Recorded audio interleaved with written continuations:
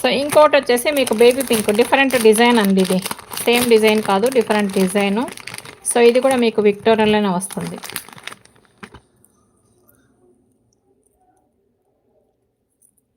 ఇలా వస్తుంది మేడం మీకు బేబీ పింక్ స్టోన్ అండ్ మీకు వైట్ కాంబినేషన్లో విక్టోరియన్లో వస్తుంది. ఇది కూడా మీకు పుష్ బ్యాక్ ఇయర్ రింగ్స్ వస్తాయి. ఇయర్ రింగ్స్ వచ్చేసి మీకు ఇలా ఉంటాయి.